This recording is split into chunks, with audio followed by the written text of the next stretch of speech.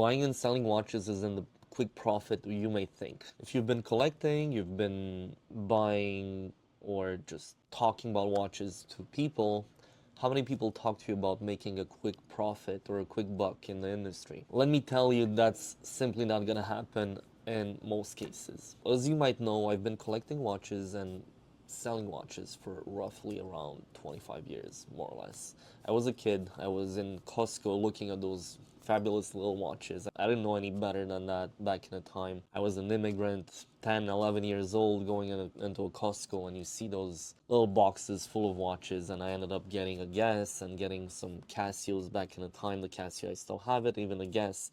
And the quality of those watches was even better than today, I find, at a certain level. But that's all I knew when I was 10 or 11 years old. Following up in the next 7, 8 years, I started looking into watches. I was going into flea markets and into, garage sales, estate sales, and eventually I started looking into watches and knowing more and more about what those are. And the market has been dramatically changing over the years, especially in the past, I'd say 5 to 8 years. It's been dramatic. People who would start talking about a quick profit, a quick buck, none of that existed before. Everyone that was in the business knew about watches. You talked about anything and they would reply with the same kind of knowledge, or at least try to understand what was going on and learn about the watch you're showing them, or vice versa. And it was all about sharing information. There wasn't as much about, hey, I want to make a profit, and we're talking money, money, money, money. And this has gone out of control right now. The fact that a lot of people are talking about money and about how much this industry is making them rich and showing off on YouTube, and the Mazal boys and all those guys showing how easy it is to make money. The reality is that there are many things that you have to take in consideration, okay? It's not easy. It's not like, hey, I'm gonna take this watch in my right hand and move into my left hand and it's sold. If that would be as easy as it is, I think a lot of those people would be in different places than they are right now. We're seeing the whole economic bubble bursting, okay? We talk about it. We see that sales in major brands and major retailers are going down, and if they're not able to do it properly, you as a starter not knowing anything about the market, are you going to do any better? You're coming into a market that's really difficult for people who are just beginning. A lot has been done, a lot has been tried. As you see, there's YouTube channels like mine, and I'm just starting it just because I want to do something different.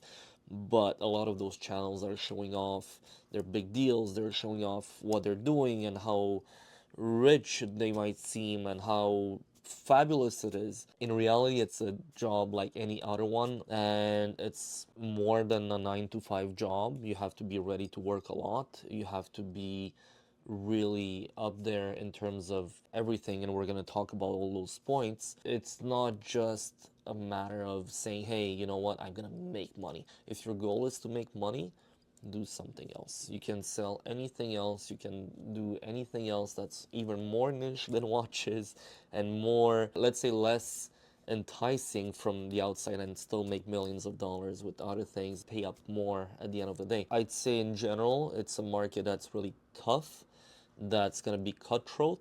If you're sorry to use those words, you're gonna be let down by the people that are really serious into the market. I'm doing that to a lot of people myself, people that have been messing around with me, wasting my time.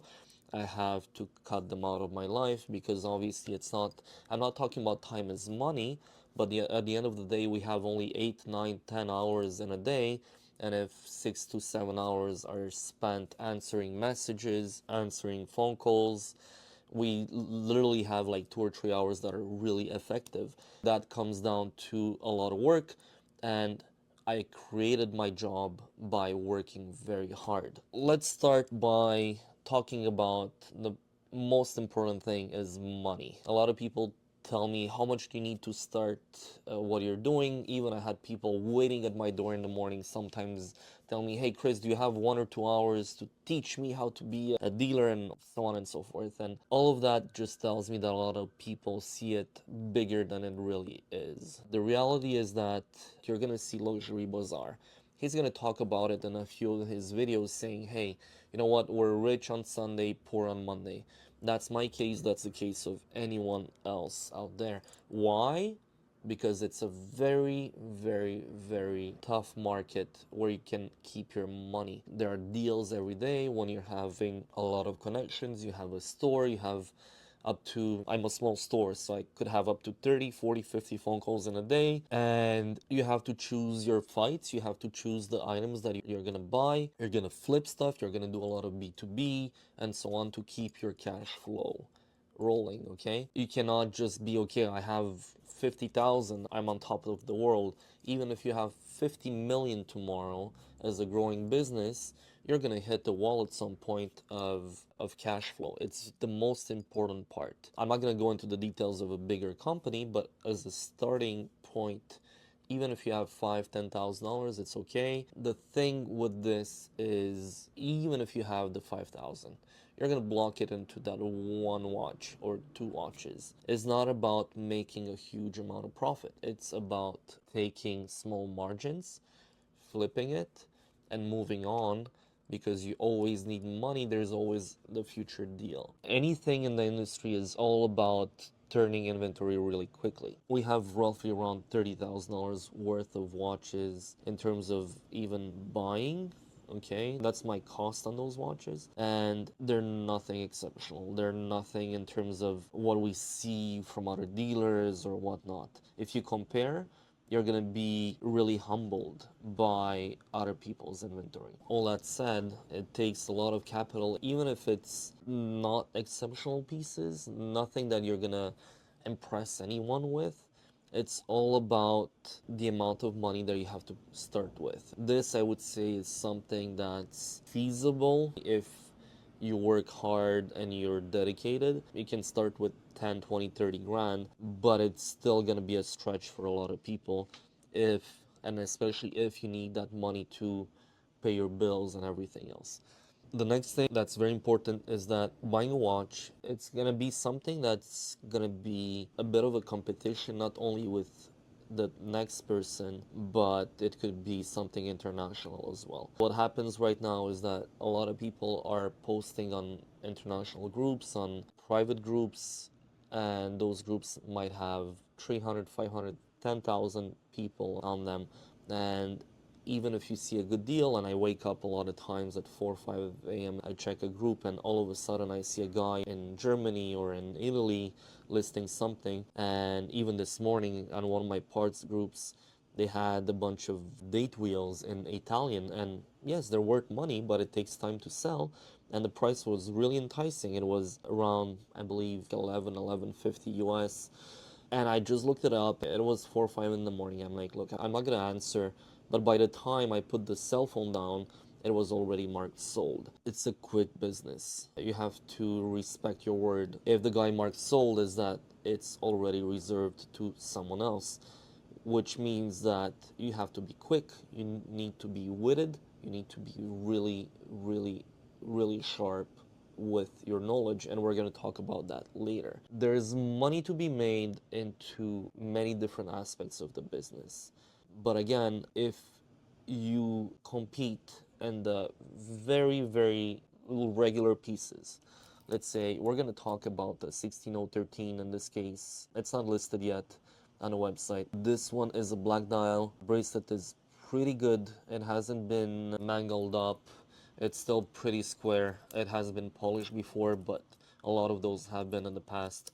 And just to say, even something like this, when I came to buy it, I had most probably 4 or 5 other people that knew about the watch, and that was just a few weeks ago. And what happens is that it's not only being proposed to me, it's being proposed to other people in town, and Montreal is very small, as you can imagine. Even though New York is big, it's the same thing. If you're into the market, certain pieces, including very high-end pieces, are going to be proposed to you as well as to other people. Exclusivity in this market is very tough to have. Whereas I do have some agreements with some people. When I offer them a watch, they're the only ones knowing about it, or there are only two or three dealers knowing about that watch. And obviously, I don't want to make them fight against each other, but a lot of times what happens is that when a big piece of 50, 100, 300, $500,000 comes in, and I help cater the deal, I don't have $500,000 laying around to buy a piece. So those bigger dealers are willing to make an offer on the spot, and they know them, they're dealing with those pieces all day long. That's where you're able to actually have that exclusivity and having to offer those people really nice pieces. But it's the same thing in this industry where people are gonna offer me a Patek Philippe. For example, this week there was a 2552 that was offered not only to me but to 4 or 5 other guys all across Quebec. And what happens is that a guy from 300 kilometers away is offering me the watch. A guy from 150 kilometers offers me the watch. A guy from Montreal offers me the watch. And at the end of the day, you know that the guy is just shopping around and he wants a crazy price. And not only this, I knew about the watch 3 months ago. Okay, so I've seen the watch, I've seen the papers, I know what he was asking. He was asking crazy number. Now he came down about, I don't know, $10,000 down, which is still too high. His dial is not perfect. So all that said, you have to take in account that you have to choose your battles, and you're gonna have to fight. I wouldn't say ferociously, but almost, just because you need to make your point. You need to know what you're buying. You need to pay the right price. Again, not to go and be stuck with your inventory. As we talked earlier, you need a lot of money in this industry.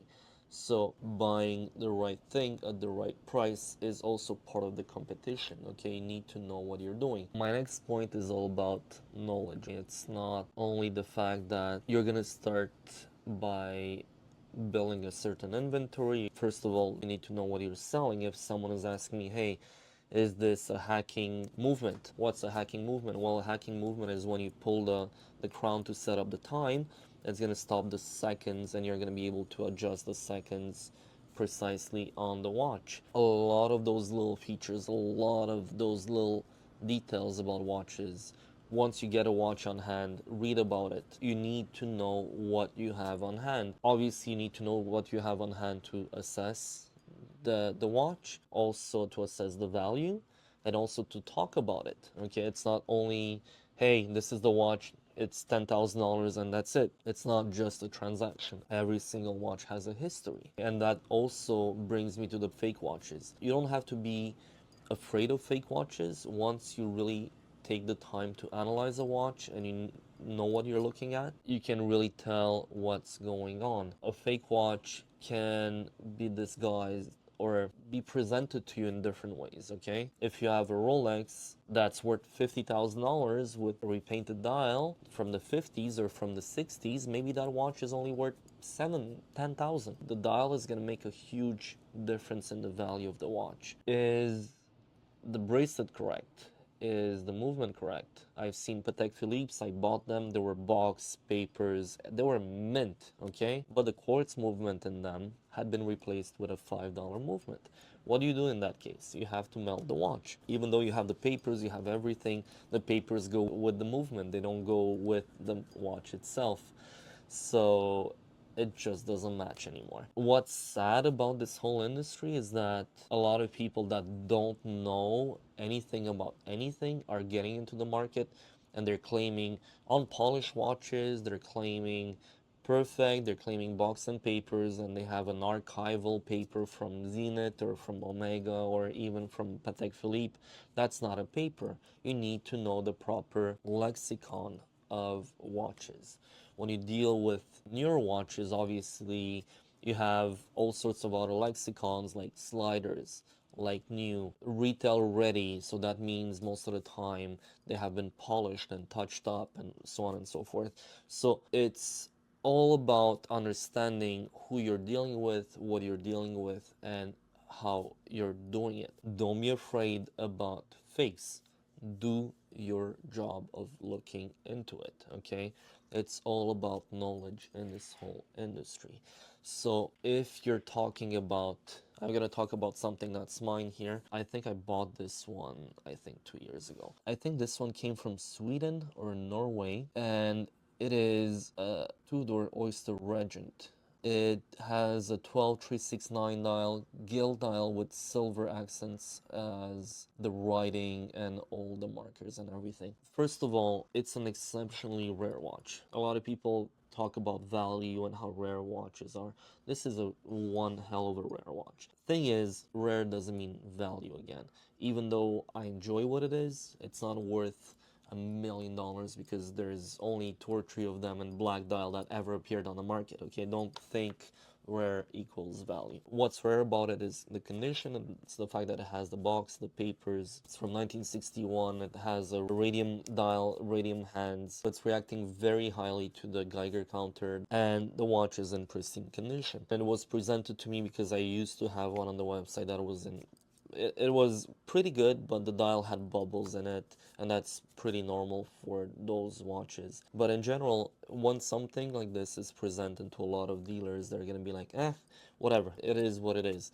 For me, it's more than just a regular watch, and that's why I decided to keep it for me. And I know I'm not gonna get, I think, even what I paid for it, but it's something that I really enjoy, and it's something that at the moment is, I find, very undervalued versus the condition, versus if you would have the same thing in a Rolex, it would be 30, 40, $50,000 with box and papers from the early 60s or late 50s. Therefore, you cannot compare rarity and valuable. Two-door is two-door, Rolex is Rolex. So that's why when we're talking about fakes, about good, about bad, that will be up to you to do your due diligence and do your homework, which is very, very, very important in this industry. Knowledge brings me to the next topic, understanding what's going on with the market. You also will have moments where, as in the pandemic, everything was going up, and now the trend is going down for most cases. For the case of Cartier, a lot of watches right now are overpriced, I find. They're not what they should be.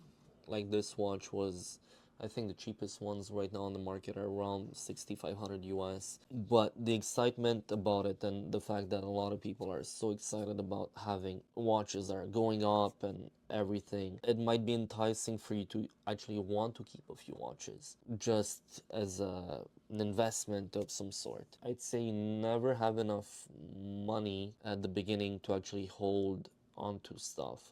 And that's one of the things that you have to understand, that the market is fluctuating sometimes quickly, sometimes a bit slower.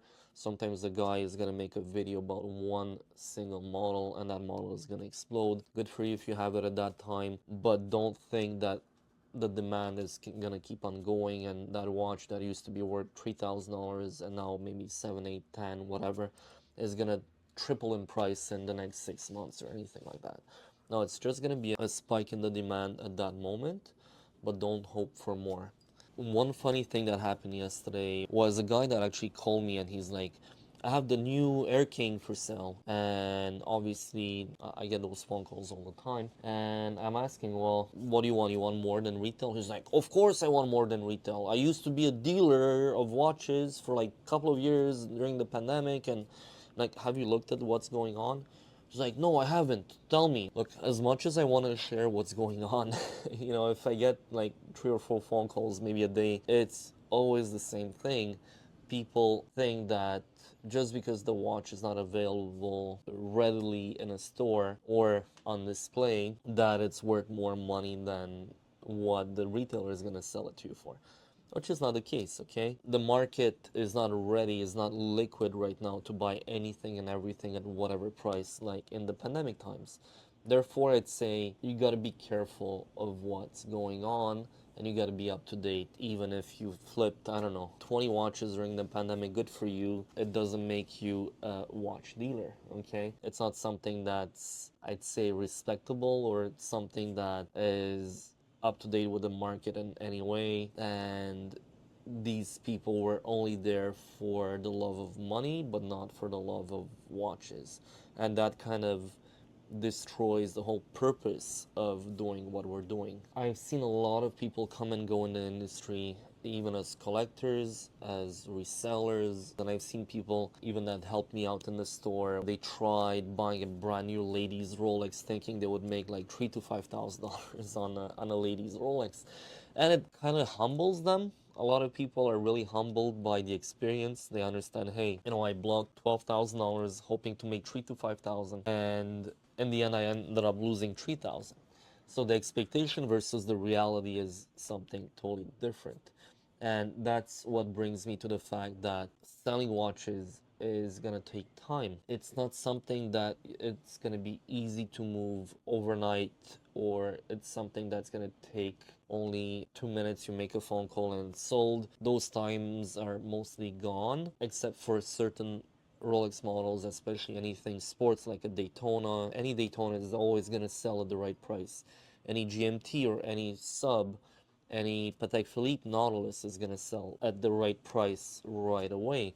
But if you're looking for getting 10, 15, 20% more over what it's really worth on the market, it might take you 6 months, a year, and you end up losing even a train of even breaking even on your cost. And that's the whole thing where you have to understand that not only the fluctuation of the market is there, but also the fact that you have to hold on to the watch for a really long time to get the profit you wanted to make, and that's going to be very, very tricky. The other thing that a lot of people don't factor in is that yes, there are groups, yes, you're going to sell in groups, there's no fees, whatnot, but when you're getting into a higher volume type of business, it's one thing to have 5 watches, and it's one thing to have 50, 100, 150 watches. And if you have that kind of volume, you cannot just sell them in your entourage or your people around you that you know, and it's going to become a bit more of a difficult feat to retail those watches.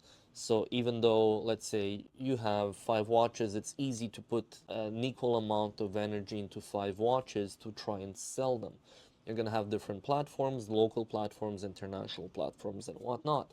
But when you get to a level of sales that are of maybe 1, 2, 3, 5 watches a day, you're gonna get to the point of saying, hey, I have to reach those international buyers, those buyers that are not on your normal platform that you see around you.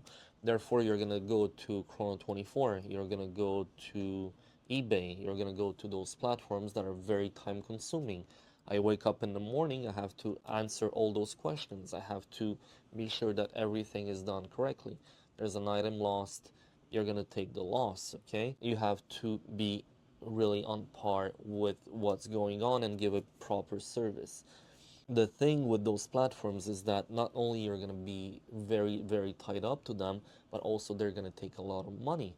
Right now, for example, I'm going to give you numbers just because it's something that anyone can follow on my eBay account. And right now, I'm paying roughly around $100,000 a year in fees just on that platform. Would I prefer keeping that money in my pockets, paying 50% income tax, and being left with 50,000 in my pockets? For sure, I would prefer that. But any platform you go with, and even, let's say, even PayPal, okay, over an amount of $10,000, PayPal is going to cost you roughly, if you're in Canada, around 7% in fees, 4% for PayPal, and then the exchange fee because we sell in US funds in most cases. And what happens, you end up paying $700 of fees over a $10,000 sale.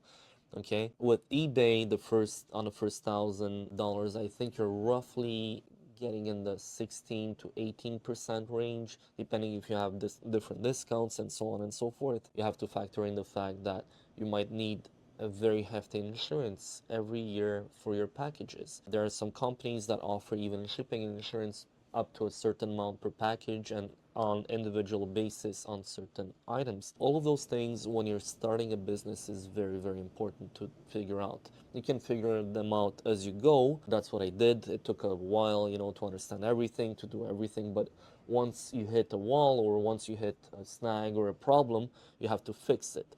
Don't patch, don't try to cut corners, do it right. I've learned that earlier on. I was in my mid 20s. I did cut some corners a few times, I would never do it again, just because it's ending up costing you a lot more money. If you do a service on a watch, you want to guarantee the watches you're selling, you have to be really careful to what you're doing. If you're doing a cheap job that's costing $200 where normally it should cost 500, there's a problem that maybe one of those 5 sales you're gonna make, you're gonna have a return, or you're gonna have to fix it for your customer. If you're buying watches directly from a dealer like me and you want to flip it to your friends or whatnot, that's up to you. It's good. Only thing we have to have factor in the fact that you have to pay sales tax. Okay, obviously if you want to make $500 on a $10,000 watch, you're not going to be able to do it, because the taxes, especially here locally, are 15% almost. So it becomes very, very difficult to be competitive if you're buying from a business, unless you're a business yourself. Okay, the one thing that's very important into factoring in is also your time. A lot of people, I see a lot of people coming to me. It's sad to say, it's someone that I've been working with for maybe 7, 8 years, even a bit longer, and I sold him a watch. I'm not gonna name the watch, but let's say I sold it to him for $4,500. I was making $200-300 on the watch. Then he comes to me 7, 8 months later or something like that, and I offer him 4,000, because the market is just going down, and I'm not being a pig. I know that if I pay 4, I'm gonna sell it for $4,300. What happens at that time? Well, what happens is that the person has multiple companies, he does make quite a bit of money himself, and so on and so forth. But the thing is that he was stuck. We were like $100 apart and whatnot. And I mean, at some point, I know I'm gonna make $250-300 on a watch. The problem is, I have to stick to what I know, to what I do, just because I know that otherwise I'm gonna work for nothing. Okay, a whole day here is also costing money just to open the store, to do all of those things. So at the end of the day, you have to be very, very careful with what you're buying, not to cut yourself short. I'm not being a pig. I don't want to make $500, $800 on such a deal. I'm at $300, and I'm okay with that. The thing is that the customer now is trying to sell the watch by himself. How much time you're also taking to sell those watches? If you just take a watch, I'm gonna take a few pictures, I'm listing it on a website, and then the one time that I'm gonna have an inquiry is the time where I'm gonna put the time into selling the watch. Or simply have an offer on eBay and say, hey, okay, I'm just gonna accept it or not, and that just reduces my time to a minimum. Versus you, if you're just starting, you might have to do all sorts of stuff to actually make the deal happen. All of those things are costing you time. Your time is worth money, but it's also worth the fact that you could actually do something else that's maybe more profitable in this industry, or you could work somewhere else and make just as much money or something else. I know people cutting grass and making $50 an hour. In the watch industry, maybe for the first year or 2 years, you're gonna make even barely the minimum wage with the amount of work you're putting in and the amount of strategies you might come up with or whatnot. The thing is, it's very time consuming. Okay, even though it's watches, I don't want to make a pun, but it's the reality of what we're doing. It's about maintenance. It's something very important. Obviously, if you buy brand new watches, you can flip them, you can just turn them around, and it's easy. But anything that's over 5 to 10 years old, you will have to check if the watch works well. I have a time grapher on my desk at all times, looking at the watches that I'm selling. If the watch is not on par with the standards, I will be absolutely checking and verifying that everything is okay. The problem is with maintenance is not only the cost, and you need to know about what your cost is going to be by the end of getting the watch ready, but also you need to know how long it's going to take. I've known people that took up to, I don't know, 18 months, 2 years to get their watches back. I was mentioning earlier, Patek Philippe, it took 18 months to get that watch back. You have to be really strong in terms of a business to actually be ready to buy those things. It's not something that you're just gonna be like, okay, I'm just gonna flip it, it's easy. It's gonna be a matter of you doing your proper job and you guaranteeing what you're doing. I understand it's very hard at the beginning, it's very time consuming. At the end of the day, if you're looking to do do something on the long run, you're gonna have to do a very good job. And the very good job is all happening behind the scenes. It's not showing it off. You cannot just say and start yelling it on the streets, hey, look at how good I'm at doing my job. It's not that. You have to be humble. You will be humbled many times. Even today, I'm being humbled into every single deal or every single week. You just understand more and more how small you are, how little of you is going to make a difference in this market. It's a whole ecosystem that's global, okay? You're not the one that's going to change anything in the market. And this whole industry right now has gone the wrong way, where they make you believe that it's all about the money and the gains and how fabulous this whole market is. I'll just say how easy it is to eat through your profits really, really quickly. For example, I shipped a watch, what was it, 2 months ago, and it was in New York. Yeah, I shipped it, the guy got it, and my mistake, I totally forgot to replace the crown. I have hundreds of crowns for Rolex, and the guy returned it to me. What happened is that the package got stuck at customs for a month and a half or 2 months, and I had to reimburse the customer, obviously, because we were like waiting and waiting, and he wanted the watch to be repaired and me sending it back. It's just a matter of 5 minutes. I have the crown, I have everything. It's my mistake. I rushed through. I was doing other things. I have some family issues and some other stuff going on, so my head is not always 100% there. So that one sale ended up costing me like a refund, a full refund, and not only that, right now I'm out of the watch because the watch is actually supposed to be delivered today, and we're on a Friday, 2 months and a half from when we first did the deal. It is what it is, okay? It's costing you money, it's costing you time, and a little mistake is humbling you to the fact that saying, hey, you know what? I can do better next time. How can I change? What can I do to make it right? If you're looking on the bigger scheme of the transactions, you're gonna understand that you are just one little dealer doing little things, okay? What humbled me the most in the industry so far is the fact that I went to Japan and do see dealers in Miami, Florida, and so on and so forth. And they're doing okay, they're doing well. It's a good business. It's very, very nice. But the thing is, you go into a secondhand store like mine, and then you have employees that are very well trained. Maybe they don't speak English, obviously, because they're in Japan, but the training, the looks, the way they are taking care of you at every single level of the service is just amazing. And then they also have a luxury area where you have maybe 400 or 500 Hermes bags in the store, all brand new, all super well presented. Everything is secondhand, and it's just becoming something of a very great interest, okay, to actually see what they're doing, how they're doing it, because you see how well people can do and what they can do. So even as a small dealer, even if you hit your first $10,000 profit or $20,000 profit in a month for the first time, it might be very, very enticing to say, hey, I made it, I did this and I did that. And it's not the case. You're still no one in the market.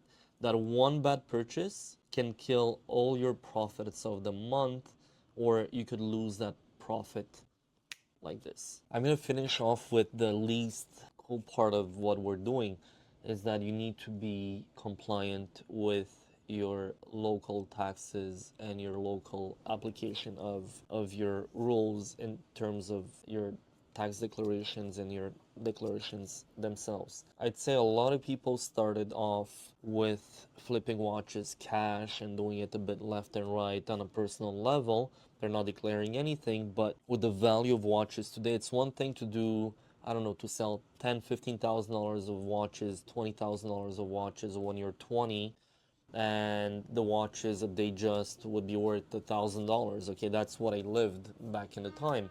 Okay, so you're making $200 here, $200 there, so you make a few $1,000s over a year, and whatever, it's nothing. But in today's market, where watches are worth a lot more, the same watch is worth 5, 6, 7 times what they used to be worth 10 years ago. 20 years ago. And in many cases, you're going to be dealing with the fact that, for example, in Canada, you need to declare your sales that are over 20,000 over a year.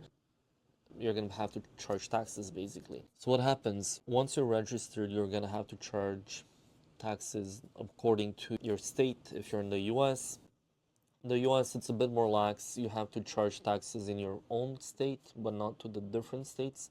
So it's a bit different. Your taxes exempt if you buy from outside of another state, which is good. But in Quebec and Canada, we still have to charge tax almost throughout. It's a minimum of 5% up to 15%, even if I sell it to another province. You're gonna have to do a lot of research with what concerns your business.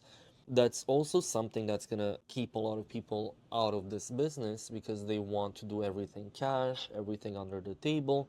Look, it might work. You know, you're hitting a snag with any other formality that concerns your country. It might hit you really hard. I know someone that sold me a few things and he's in Romania. I'm Romanian. A lot of people ask me where my accent is coming from, so there you go. He was selling a few things in Romania and it's called COD, so collect on delivery. It's a service that they offered there. And he sold, I think, over a course of 4 or 5 years an amount of 30 or 40,000 euros, which honestly it's nothing. It's not even a big amount. He makes way more money than this doing his everyday job, but he had personal items and he had some stuff that he accumulated from garage sales, and he ended up selling a bunch of stuff over the pandemic, emptying closets and then emptying his grandparents' house and all sorts of stuff. So in the end, he didn't make that much money, and the government went after him, telling him, hey, you know what? We caught on with the fact that you sold X amount of money. I don't know how much it was. And I wish him, all the best with that because it's always becoming a bit of a problem because they're doing like a sort of calculation and saying, hey, you owe us X amount based on X sales. And on top of that, many countries are going to put huge penalties. They're going to put penalties on the fact that you didn't declare it in certain cases. And some countries can even bring you in jail for tax fraud or whatever they're going to indict you with, and you don't want that. You have to keep it on a down low in terms of not triggering anything. And the best way to do it is become legal. I didn't say that in the past, but I lived many audits with my business in the past. I never had a problem in terms of them finding anything because it's all legit, it's all by the book. The problem is if you're not by the book and you want to show off that you're making money, you buy a house, you buy a car that technically with your declared salary you can't afford, obviously it becomes a problem, especially if you have $100,000 car and you're declaring $50,000 a year. It just becomes somewhat of a problem if you're doing that. You have to be extremely, extremely cautious with the rules and regulations, okay? It's not a joke. It's not something that is to be avoided. I see a lot of groups in Canada. No one charges taxes. No one does anything. I'm not the police. I don't care. People do whatever they want. But that's gonna become a problem if those groups are being caught on to 2, 3 years from now. Okay, because what happens if you're buying a watch for $2,500? Selling it for $27.50, you're in Canada, you made $250, okay? Second of all, with the amount of sales or the amount of listings that you might have had, the government can say, hey, you know what? You had 75 watches in the past year listed on this platform. The amount of or the value amount we calculated, it's amounting to $150,000. So we not only you're owing us the income taxes, but also the sales tax. The income tax, they might say, hey, you're making 30%, and you're like, no, I barely made 8 or 9%. How do you prove that? You need to have the paperwork to prove it. You need to have everything documented, okay? Also, the fact that you're using your car, you're using everything for your business, like part of your house, to take the pictures. You can use certain things to actually help you in the business, like your car.